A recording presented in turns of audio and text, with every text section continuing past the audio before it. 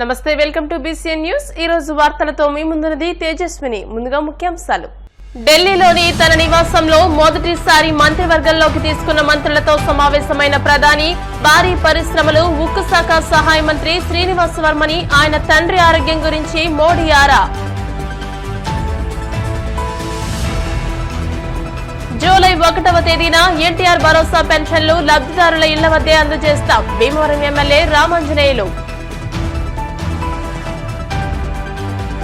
మాదక ద్రవ్యాలకు యువత దూరంగా ఉండాలి. డిఎన్ఆర్ జూనియర్ కళాశాలలో జరిగిన అవగాహన సదస్సులో ఎన్ఫోర్స్మెంట్ సిఐ స్వరాజ్యలక్ష్మి. రాజ్యాంగాన్ని తూట్లు పొడుస్తోంది ఎన్డీఏ ప్రభుత్వమే. భీమవరం నియోజకవర్గ కాంగ్రెస్ పార్టీ ఇన్ఛార్జ్ అంకెం సీతారాం. ప్రధాని నరేంద్ర మోడీ శుక్రవారం సాయంత్రం న్యూఢిల్లీ 7 లోక్ కళ్యాణ్ మార్గ్లోని తన నివాసంలో మొదటిసారి మంత్రివర్గంలోకి తీసుకున్న మంత్రులతో సమావేశమయ్యారు. ఆయా మంత్రిత్వ శాఖలను రివ్యూ చేయడంతో పాటు ఏ విధంగా ముందుకు వెళ్లాలో దిశానిర్దేశం చేశారు. ఈ సమావేశంలో పాల్గొన్న భారీ పరిశ్రమలు, ఉక్కు శాఖ సహాయ మంత్రి భూపతిరాజు శ్రీనివాస్ వర్మతో ప్రధాని ముచ్చటించారు. ఆసుపత్రిలో ఉన్న వర్మ తండ్రి ఆరోగ్య పరిస్థితి గురించి ప్రధాని ఆరా తీశారు.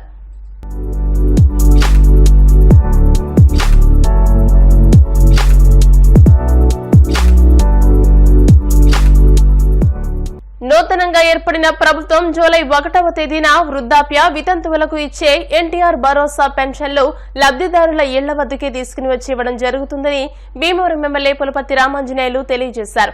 ముఖ్యమంత్రి నారా చంద్రబాబు నాయుడు ఆధ్వర్యంలో 4,000 రూపాయల పెన్షన్తో పాటు గత 3 నెలలుగా 3,000 బకాయితో కలిపి మొత్తం 7,000 రూపాయల పెన్షన్ అందజేస్తామని తెలియజేశారు. నియోజకవర్గంలో మొత్తం 31,567 మందికి సుమారు 22 కోట్ల రూపాయల నగదు అందజేయడం జరుగుతుందని చెప్పారు. దేశంలో ఇంత పెద్ద మొత్తంలో పెన్షన్ అందజేస్తున్న ఘనత తమ ప్రభుత్వానిదేనన్నారు. నెలకు 4,000 రూపాయల చొప్పున ఒక్కొక్కరికి సంవత్సరానికి 48,000 రూపాయలు వస్తుందని, ఇది 3 ఎకరాల పొలం కౌలుతో సమానమని అన్నారు. ఈ కార్యక్రమంలో ఎంసీ మాజీ చైర్మన్ కోళ్ల నాగేశ్వరరావు, వీరవాసరం ఎంపీపీ వీరవల్లి దుర్గాభవాని, చంద్రశేఖర్, జెడ్పీటీసీ గుండా జయప్రకాష్, బబిలిశెట్టి రామకృష్ణ, కోండ్రు శ్రీనివాస్, టీడీపీ, జనసేన, బీజేపీ నాయకులు పాల్గొన్నారు. కొత్తగా ఏర్పడిన ప్రభుత్వం మన ముఖ్యమంత్రి నారా చంద్రబాబు నాయుడు గారు, మన ఉప ముఖ్యమంత్రి పవన్ కళ్యాణ్ గారి ఆధ్వర్యంలో పేదవారికి, వృద్ధులకు, వితంతువులకు, వికలాంగులకు మేనిఫెస్టోలు పెట్టిన విధంగా 4,000 రూపాయలు పెన్షన్ ఇవ్వడం జరుగుతుంది. ఏప్రిల్ నెల, మే నెల, జూన్ నెల నుంచి ఆ 3,000, ఈ 4,000, 7,000 రూపాయలు రేపు 1వ తారీఖు ఉదయం 6 గంటలకి ప్రతి ఒక్కరికి ఇంటికి బయటకెళ్ళి ఇవ్వడం జరుగుతుంది. భీమవరం టౌన్ 11,384 మందికి ఇవ్వడం జరుగుతుంది. వారికి ఇచ్చే పెన్షన్ 7,88,97,500. భీమవరం రూరల్ 11,477 మందికి పెన్షన్ ఇవ్వడం జరుగుతుంది. 7,66,40,000 రూపాయలు ఇవ్వడం జరుగుతుంది. వీరవాసరం మండలం 8,706 మందికి ఇవ్వడం జరుగుతుంది. 5,80,43,500 ఇవ్వడం జరుగుతుంది. మొత్తం భీమవరం నియోజకవర్గం 31,567 మందికి, నియోజకవర్గాన్ని కలిపితే 21,35,81,000 ఇవ్వడం జరుగుతుంది. ఇది ఇంత పెద్ద మొత్తం ఇంతవరకు ఏ ప్రభుత్వం చేయని విధంగా మన చంద్రబాబు నాయుడు గారు మేనిఫెస్టోలు పెట్టిన విధంగా పేదవారికి ఇవ్వటం జరుగుతుంది. మరి ఒక పేద తల్లికి, ఒక వృద్ధురాలికి నెలకి 4,000 రూపాయలు ఇవ్వటం అంటే 48,000 రూపాయలు సంవత్సరానికి ఒక పేద తల్లికి అందుతుందంటే సుమారుగా 3 ఎకరాల పంట మీద వచ్చిన ఆదాయం వచ్చినట్లు. ఇటువంటి అవకాశం కల్పించింది మన ముఖ్యమంత్రి నారా చంద్రబాబు నాయుడు గారు. ఒక పేద తల్లికి, ఒక వృద్ధురాలికి, ఒక వితంతువుకి 3 ఎకరాల పంట పొలం ఉన్నట్లు లెక్క. అది కూడా మంచి పంట పండే పొలం ఉన్నట్లు లెక్క. మరి వారు ఎంత సంతోషంగా జీవిస్తారో ఆలోచన చేయండి. ఇది రాష్ట్ర ప్రభుత్వ చరిత్రలోనే ఇంత అమౌంట్ ఇవ్వటం అనేది ఇంతవరకు భారతదేశంలో ఎక్కడా జరగలేదు. మన ముఖ్యమంత్రి నారా చంద్రబాబు నాయుడు గారు పేదల కోసం, వృద్ధుల కోసం, వితంతువుల కోసం, వికలాంగుల కోసం చేసిన ఈ కృషికి మనమందరం కూడా అభినందించాలని చెప్పి తెలియజేస్తున్నాం. మాదక ద్రవ్యాలకు యువత దూరంగా ఉండాలని, మాదక ద్రవ్య వ్యసనం ఆర్థిక సంక్షోభంలో పడేస్తుందని, కుటుంబం స్నేహితులతో సంబంధాన్ని నాశనం చేస్తుందని సీఎస్ స్వరాజ్యలక్ష్మి అన్నారు. భీమవరం డిఎన్ఆర్ జూనియర్ కళాశాలలో శ్రీ విజ్ఞాన వేదిక స్పెషల్ ఎన్ఫోర్స్మెంట్ ఆధ్వర్యంలో మాదక ద్రవ్యాల వ్యతిరేక దినోత్సవ వారోత్సవాల్లో భాగంగా అవగాహన సదస్సు, ర్యాలీ, ప్రతిజ్ఞ నిర్వహించారు. స్వరాజ్యలక్ష్మి మాట్లాడుతూ యువత మాదక ద్రవ్యాలకు బానిస కావడం వల్ల మానసిక ఆరోగ్య సమస్యలతో కృంగిపోవడంతో పాటు దేశ ఆర్థిక వ్యవస్థ చాలా నష్టపోతుందని అన్నారు. ఈ మాదక ద్రవ్యాల వినియోగం వలన సమాజంలో అనేక విధమైన దుష్పరిణామాలు జరుగుతున్నాయని, డ్రగ్స్ రహిత సమాజాన్ని తీర్చిదిద్దేందుకు పోలీస్ శాఖ అనేక విధమైన చర్యలు చేపడుతున్నామని తెలియజేశారు. ఎక్సైజ్ ఆఫీసర్ చిట్టిబాబు మాట్లాడుతూ పాఠశాలలు, కళాశాలల వద్ద తెలియని వ్యక్తులు చాక్లెట్లు, ఇతర వస్తు రూపంలో ఇచ్చినట్లయితే అటువంటివి స్వీకరించరాదని పిల్లలు, యువతను కోరారు. నిర్వాహకులు చెరుకువాడ రంగసాయి మాట్లాడుతూ మత్తు పదార్థాల క్రయ విక్రయాల సమాచారాన్ని 100కు గాని 112కి గాని సంబంధిత పోలీస్ అధికారులకు తెలియజేసి జిల్లా పోలీస్ శాఖ సహకరించాలని కోరారు. అనంతరం 36 మంది విద్యార్థులకు వ్యాస రచన, వక్తృత్వ పోటీలు నిర్వహించి ర్యాలీ చేపట్టారు. ఈ కార్యక్రమంలో కళాశాల ఉపాధ్యక్షులు Gokaraju Pandurangaraju, assistant secretary Kothapalli Sivaramaraju, principal Sivajiraju, Lions club పట్టణ ఉపాధ్యక్షులు నరహర్శెట్టి కృష్ణ, ఎన్ఎస్ఎస్ ఆఫీసర్లు, విద్యార్థులు పాల్గొన్నారు. ఈ కాలేజ్లో డిఎన్ఆర్ కాలేజ్లో చదువుతున్నారంటే నిజంగా మీరంతా చాలా how blessed people you are. I think ఎందుకంటే మా చిన్నప్పటి నుంచి కూడా మేము వినున్నాం మీ కాలేజ్ గురించి, ఎంత సిస్టమేటిక్గా ఉంటారు, ఎంత సర్వీస్ ఓరియంటెడ్గా ఉంటుంది ఈ కాలేజ్ యాజమాన్యం అనేది. ఈరోజు నేను చూశాను ఈ మొత్తం అన్ని కాలేజెస్ ప్రెమిసెస్ కూడా ఇంత నీట్గా, ఇంత సిస్టమేటిక్గా, ఇంత క్రమశిక్షణగా విద్యార్థుల గురించి ఏదో ఇంకా తరతరాల నుంచి కూడా సోషల్ సర్వీస్ చేయాలి అన్న భావనతో ఉన్నారు అంటే నిజంగా మీరంతా చాలా చాలా అదృష్టవంతులు. సరే, ఈ అదృష్టము కలిగించినందుకు వారికి ఒకసారి మీ అందరి తరఫున కూడా ధన్యవాదాలు తెలుపుకుంటాం. అమ్మ నాన్న ఏదైనా ఇంట్లో ప్రిపేర్ చేసిందే పెడితే వచ్చారా, ఇంకేదైనా బయట కొనుక్కొని తిని అలా వచ్చారా? అమ్మ నాన్న బాక్స్ పెడితేనే కదా మీరు ఇక్కడ తీసుకుని. లేదు, అమ్మ లేకపోతే మన నాన్న చిన్నప్పటి నుంచి ఏమైనా చెడు అలవాట్లు నేర్చుకోండి, ఓ సిగరెట్ తాగండి, లేదా గంజాయి తినండి అని ఏమైనా చెప్తున్నారా? లేదు కదా. మరి మనకి ఎందుకు ఈ అలవాట్లు వస్తున్నాయి? ఎందుకు మనము మీరే కాదు ఈ సమాజంలో ఎందుకు ఈ చెడు అలవాట్లు అనేవి వ్యాప్తి చెందుతున్నాయి? ఏమీ లేదు, చెప్తాను నేను. చిన్న కుతూహలం, చిన్న ఉత్సుకత, లేదా మన ఫ్రెండ్ తాగుతున్నాడు ఒక సిగరెట్, అది రింగులుగా పొగలు ఊదుతున్నాడు, నేను ఊదుతాను అనే ఒక చిన్న ఆసక్తి. ఈ ఆసక్తితో మొదలయ్యే చెడు అలవాటు అనేది మన జీవితాన్ని దుర్బలం చేస్తుంది. ఒక సిగరెట్, ఒక ఆల్కహాల్ కంటే డ్రగ్స్ అనేది మోర్ ఎఫెక్టివ్గా మన నర్వస్ సిస్టమ్కి మీద పనిచేసి ఇమ్మీడియట్గా మనల్ని కంట్రోల్నెస్ తప్పుతాయి. మనము ఈ డ్రగ్స్ తీసుకోవడం వల్ల శారీరకంగా, మానసికంగా, సామాజికంగా కూడా బలహీనం. అలా ఉండడం మనకి ఇష్టమా ఫ్రెండ్స్? ఆ రకంగా తయారవడం ఇష్టమా మీ అందరికీ? కాదు కదా. ఆ రకంగా తయారవ్వకూడదంటే మనం ఏం చేయాలా? ఏ రకమైన బ్యాడ్ హ్యాబిట్స్ కూడా అలవాటు చేసుకోకూడదు. మన ఫ్రెండ్ చెప్పాడనో, లేకపోతే మన చుట్టుపక్కల వాతావరణం ఉందనో, లేదా అంటే ఇలా చెప్తున్నానని ఏమీ కాదు. మన ఇంట్లో చిన్న చిన్న కుటుంబాల్లో మన పేరెంట్స్, మన ఫాదర్ కూడా ఏదో కష్టపడి ఒక చిన్న మందు బాటిల్ ఆ కష్టానికి ఏదో తాగుతున్నాడనో, మనము ముఖ్యంగా యువత ఆ అలవాట్లకి ఎట్టి పరిస్థితుల్లో కూడా వెళ్ళకూడదు. ప్రపంచవ్యాప్తంగా జూన్ 26ని, అంటే ఇది మన దేశంలోనే కాదు ప్రపంచవ్యాప్తంగా కూడా ఈ మాదక ద్రవ్య వ్యతిరేక దినోత్సవాన్ని జరుపుకుంటాం. దీని ఉద్దేశం ఏంటంటే పోలియో వ్యాధి అనేది మనకి పూర్వకాలం నుంచి ఒక వ్యాధి కింద ఉంది. దాన్ని నిర్మూలించడానికి మనం పోలియో జరుపుకుంటే ఇది రాబోయే తరాలని మత్తు అనే ఈ డ్రగ్స్ని విపరీతమైన అలవాటు పడుతున్నారు. రోజు రోజుకి డ్రగ్స్కి అలవాటు పడే మానవుల సంఖ్య పెరుగుతుంది. ఈ పెరుగుదలని అరికట్టడానికి దీన్ని ప్రపంచవ్యాప్తంగా ఒక ఉద్యమం కింద చేసి ఈ అంతర్జాతీయంగా ఈ మాదక ద్రవ్యాలకు వ్యతిరేకంగా పోరాడితే ఈ సమాజంలో ఉన్న ఇప్పుడున్న తరాలు భవిష్యత్తులో కూడా దీని పట్ల వచ్చే రుగ్మతల్ని, మానసిక రుగ్మతలు ఎన్నింటినీ కూడా గ్రహించి వీటి వల్ల వచ్చే దుష్పరిణామాలను గ్రహించి వీటికి దూరంగా ఉండాలనే ఉద్దేశంతో ఎడ్యుకేట్ చేయడానికి, అంటే మిమ్మల్ని ఈ విధంగా అవగాహన కల్పించడానికి మాత్రమే ఈ ప్రోగ్రామ్ అనేది చేపట్టడం జరిగింది. మనం తినే ఫుడ్ కానీ బయట తినే ఫాస్ట్ ఫుడ్స్ కానీ తినటం వల్ల మన స్టామినా లెవెల్స్ బాగా తగ్గిపోవటం జరిగినాయి. దానికి తగ్గట్టు మనం ఈ డ్రగ్స్ అలాగే ఇలా మద్యపానం కానీ వివిధ ఖైనీలు కానీ అలాంటివన్నీ మన చెడు అలవాట్లకి లోనైతే నిజంగా మన భవిష్యత్తే చాలా ఇబ్బందికరంగా మారుతుంది అనే విషయం అందరూ తెలుసుకోవాలి.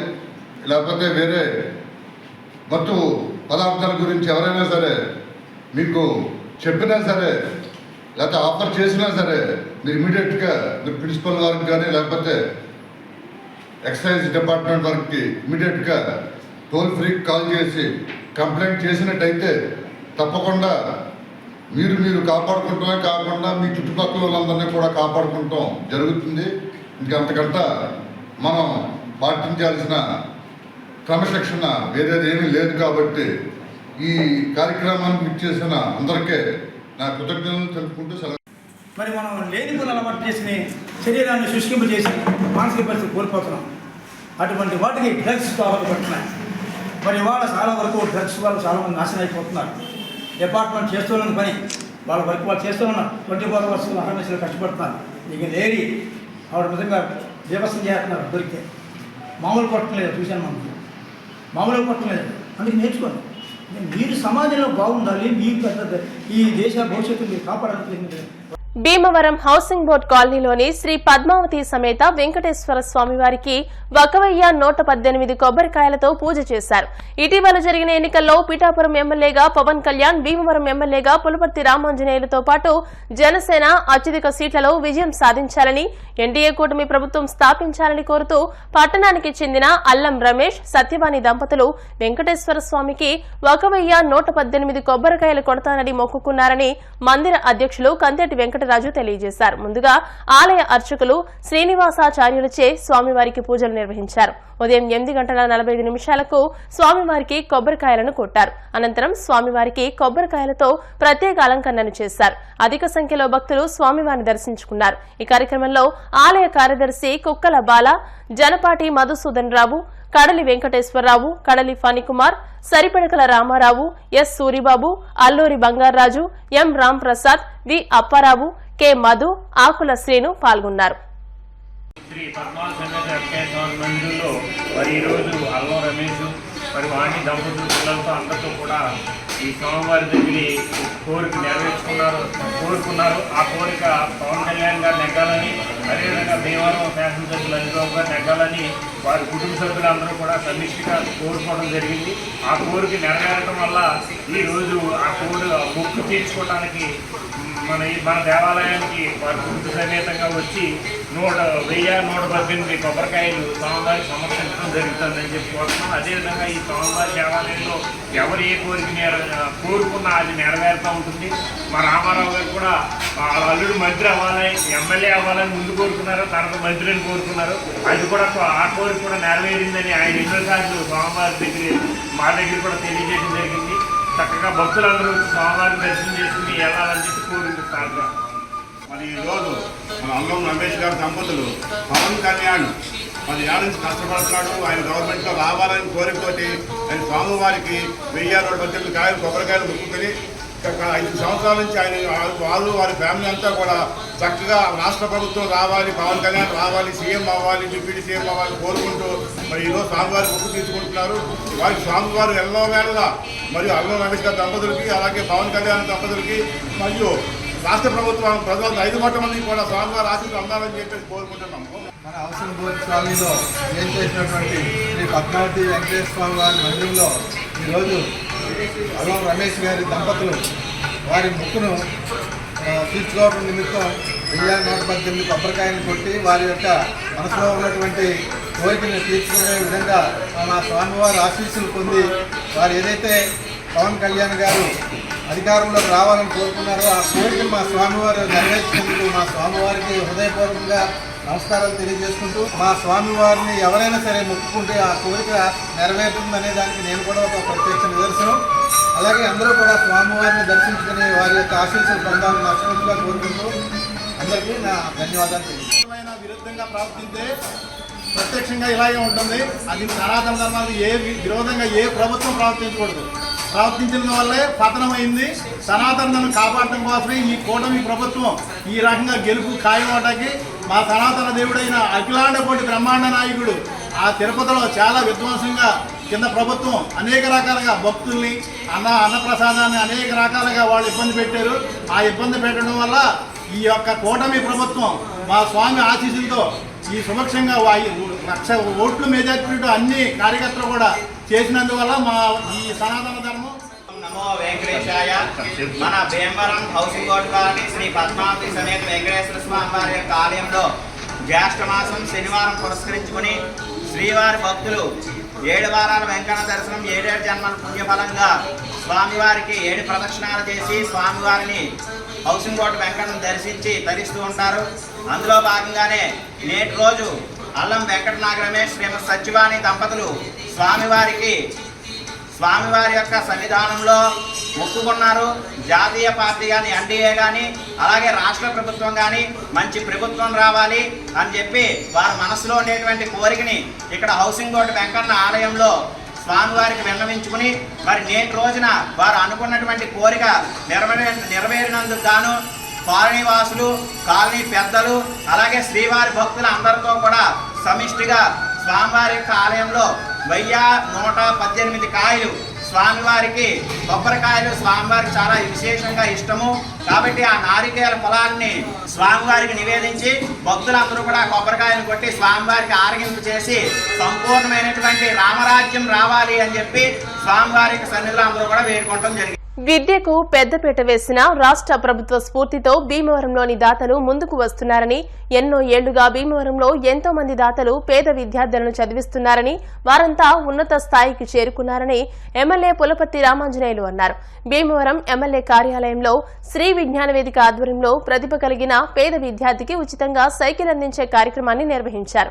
ఎమ్మెల్యే అంజిబాబు మాట్లాడుతూ భీమవరంలో దాతలకు కొదవలేదని, పేద విద్యార్థులకు సహకారం అందించడంలో దాతలు ఎల్లప్పుడూ ముందుంటున్నారని, దాతల సేవలు ఎనలేనివని అన్నారు. నిర్వాహకులు చెరుకువాడ రంగసాయి మాట్లాడుతూ చిన్నరంగనిపాలెం మున్సిపల్ హైస్కూల్లో 8వ తరగతి చదువుతున్న మితిరెడ్డి కావ్యకు దాతలు సరిపడగల రామకృష్ణ సౌజన్యంతో ఉచితంగా సైకిల్ను అందించామన్నారు.